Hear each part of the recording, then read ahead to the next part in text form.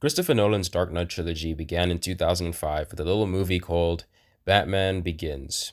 And Batman Begins is a very traditional, very old school retelling of Bruce's origin story, but it's done in a very grounded and realistic way.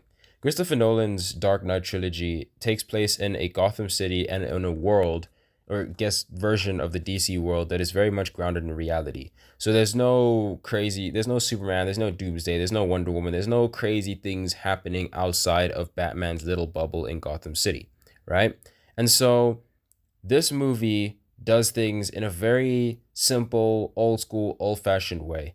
We've got Bruce Wayne witnessing the murder of his parents in the alleyway, his parents getting gunned down, his journey in the League of Assassins, or I guess in this movie, the League of Shadows, and his training with Ra's al Ghul and the other members of the League, and basically his training, his psychological warfare, and also the detective skills that he picked up, all combined into creating the Batman. All right. Now, this movie comes off very divisive, I would say, for some people. Now, on the one hand, most people look at this movie and just think that, yeah, no, this is just like a terrible, trash, garbage movie. No one wants to watch this. It's not a good movie, right? And then on the other side, it's like, oh, this movie's a masterpiece. I've even heard some people say that this movie's better than The Dark Knight, which is actually crazy, right? So it's very much either you love this movie or you hate this movie, or you're in between, where you're just kind of like 50-50. You're not the biggest fan of Batman, but you like superhero movies, so you kind of tune into this one. And this movie is very much a like kind of like a curveball, right? This movie took a very different direction to your typical Batman stories because the Batman movies that came out before this were pretty much very goofy, very silly, right? Especially when Val Kilmer and George Clooney came into the picture and portrayed Batman in the mid to late 90s.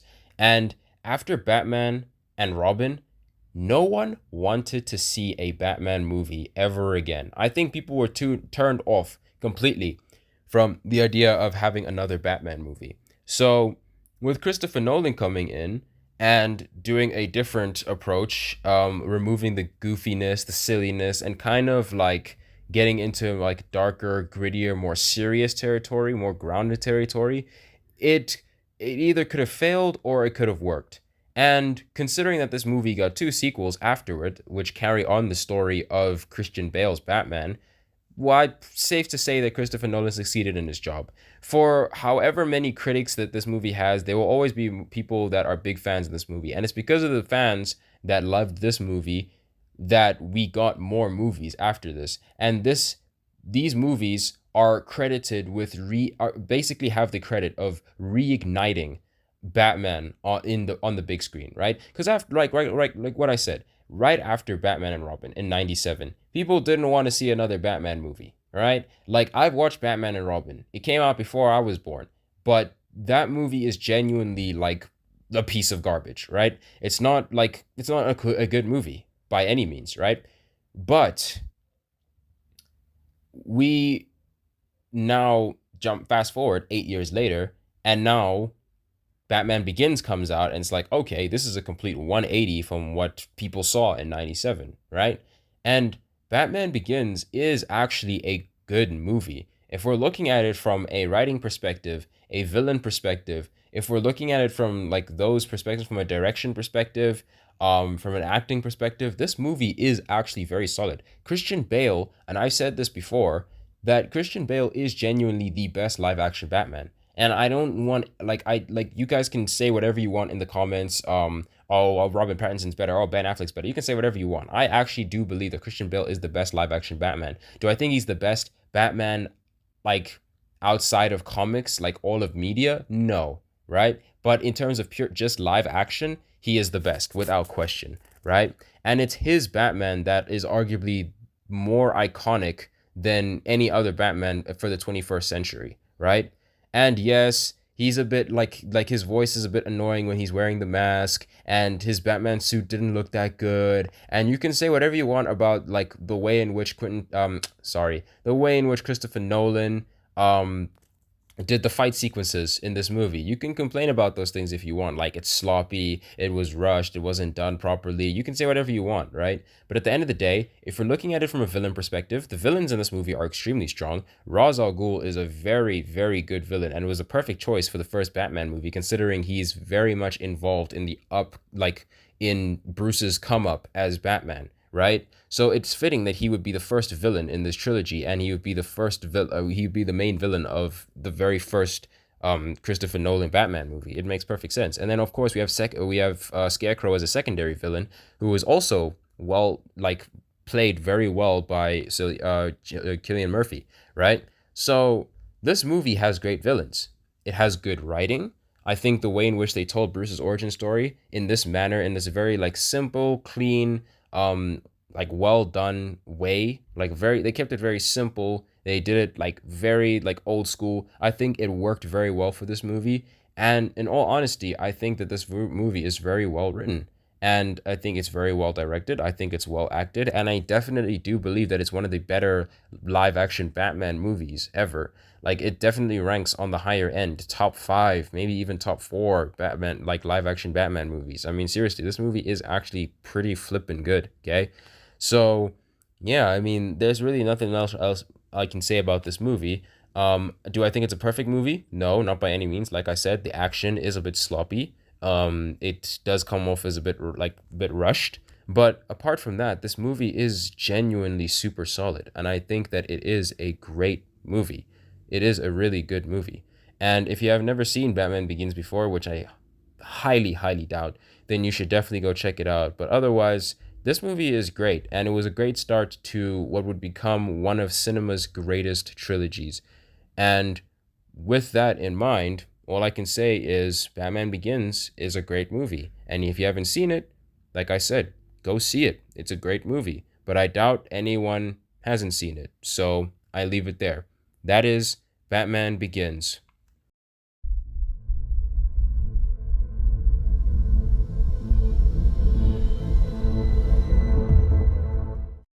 The sequel to Christopher Nolan's Batman Begins and the second movie in Christopher Nolan's Dark Knight trilogy would go on to be considered as not only one of the best superhero movies of all time, but as one of the greatest movies of all time, period. The Dark Knight is genuinely one of the greatest movies of all time. And I've already spoken about this movie on my channel before. The Dark Knight is my favorite movie of all time, and with good reason. Just to start off, to get it out of the way, the biggest standout on this movie is Heath Ledger's performance as the Joker. He delivered one of the greatest performances in cinema history. And that's not an exaggeration. Anyone who's watched this movie can say whatever they want about anything else about this movie, but the one thing that they will not deny is that Heath Ledger's performance as the Joker was absolutely incredible and is 100% praiseworthy. That's all there is to it, all right? But removing the Joker out of the equation, this movie is genuinely a massive, massive improvement upon Batman Begins. While Batman Begins was a solid, very good origin story exploring Bruce's character and his journey to becoming Batman, this movie explores Bruce with a bit more experience now. He's been fighting crime in Gotham for a minute, and now he's kind of having to deal with a villain who is essentially chaos incarnate, right? And because of this, now we're seeing things from a very different perspective. While Batman Begins focused on Bruce's origins and his comeuppance as Batman, now we're seeing Batman with a bit more experience to him, and he's dealing with a villain who pretty much just causes absolute chaos and mayhem wherever he goes. And this is one of Bruce's biggest challenges, because it's not like he can use his expert detective skills to try solve a mystery or anything. Joker is not out here dropping mysteries. He's not the Riddler. He's just causing violence and chaos and mayhem wherever he goes. And this poses a challenge for Batman and forces him to kind of take a step back a little bit and really start to analyze why he's doing the superhero thing. What is the ultimate goal for him, right? And then you bring in a character like Harvey Dent, for example, who basically is a hero like Bruce, but doesn't go down the traditional vigilante route, right? He's a very good guy who wants to make the city a better place, and he's a very good attorney. And so Harvey Dent, ultimately, while trying to do good, ends up becoming the thing that he wants to get rid of so bad. The same way that Batman wants to get rid of crime in Gotham City, Harvey Dent also wants to like drastically decrease crime. But Harvey ultimately ends up becoming the bad guy. And it's like Harvey said early on in the movie, you either die a hero or you live long enough to see yourself become a villain, which is a quote that has gone on to be one of the most iconic quotes in cinema history. And it's very true in this movie, right? And because Harvey didn't die a hero, he ultimately became a villain.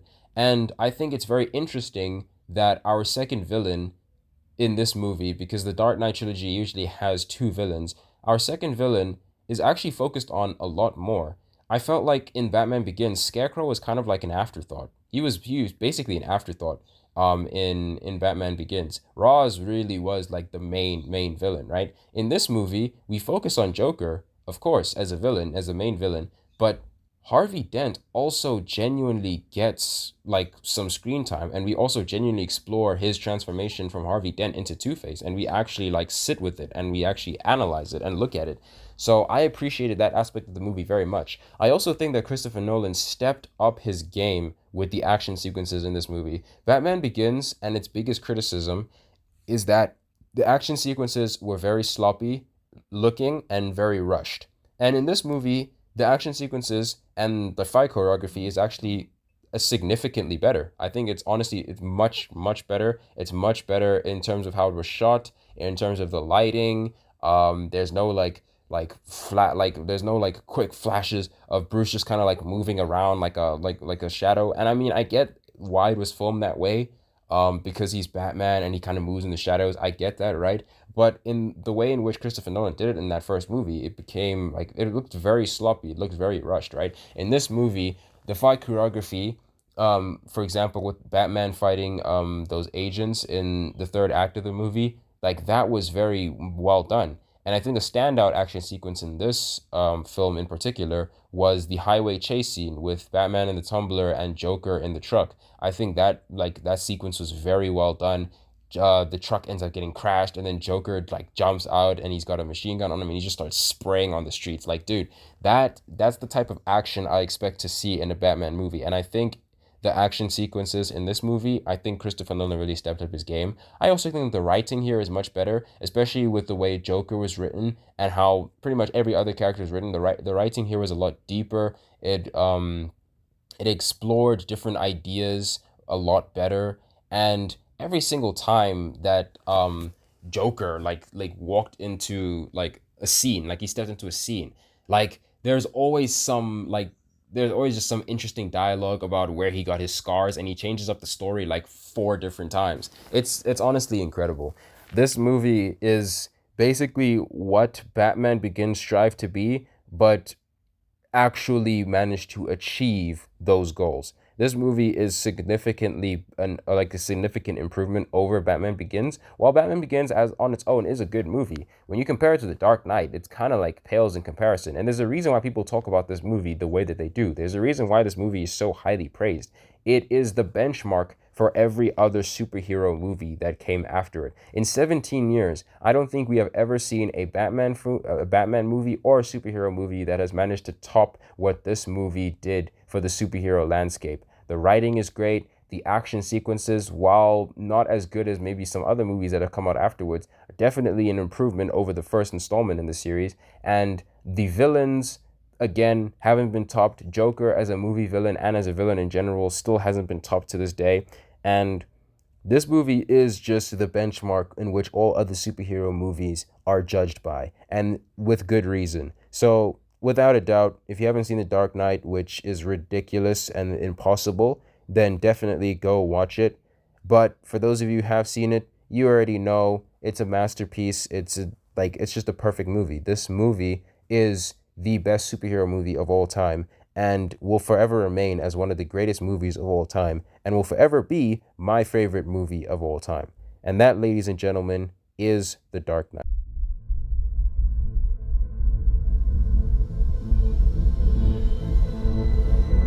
arguably the most polarizing movie in the Dark Knight trilogy.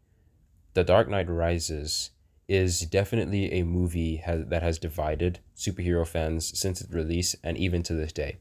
There are those who claim that it is an epic, grand, incredible movie that concludes this trilogy very well, and there are others who say that this movie is a flawed, very muddled, kind of a mediocre mess, right? And similar to Batman Begins, that division does create a it does create kind of an unclear consensus as to whether or not this movie is objectively good or not, right? And I actually do think that this movie is very, very solid. The first time I watched it, I actually thought that this movie was as good as The Dark Knight. Almost as good as The Dark Knight. They were relative to each other, on par with each other.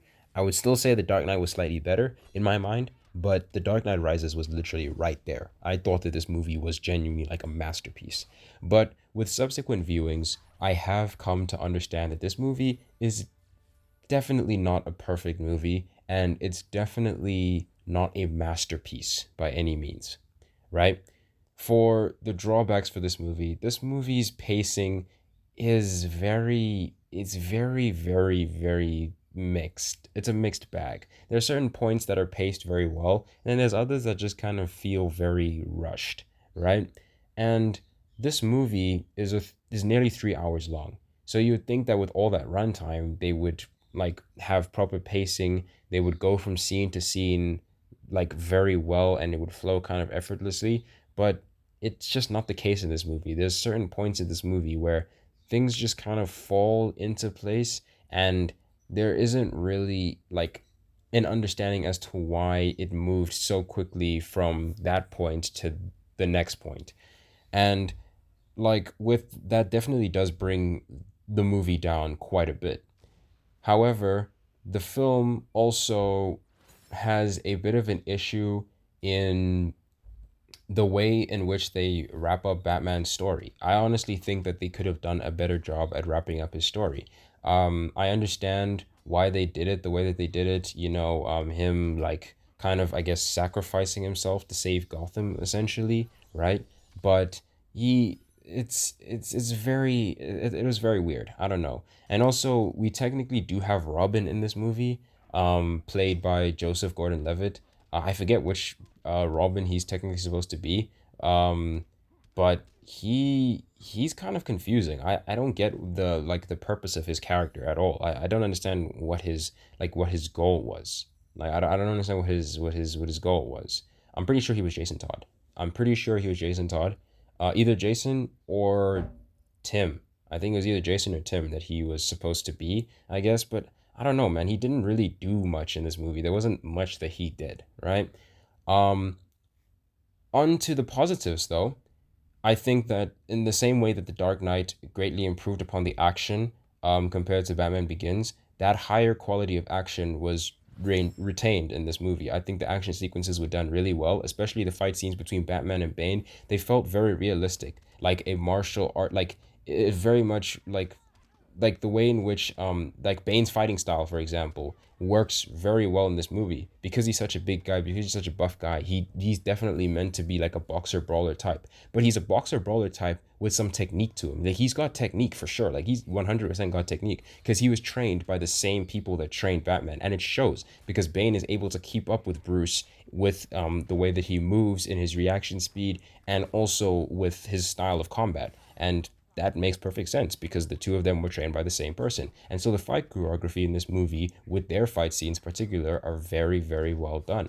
I think that the opening sequence with revealing Bane and the plane hijacking and everything, I thought that scene was brilliantly done. I thought it was fantastic, and it was such a fun scene. And I think that I'm very impressed with what they did in that scene because I'm pretty sure all of that was like they were actually in a plane and everything, right? Because Christopher Nolan loves his practical stuff. He doesn't want to just green screen everything, right? So that scene like honestly blew me away the first time watching it. And so while I don't think that this is a perfect conclusion to a trilogy, and I don't think it's as good as The Dark Knight, I do think that this movie is still super solid. And Tom Hardy's performance as Bane was genuinely really solid. Obviously, he had to get into like a particular shape in order to play this character. He had to be very big. He had to be very buff. He obviously had to bulk a lot. And it shows. He really put in the work. He put in the effort in order to play this character.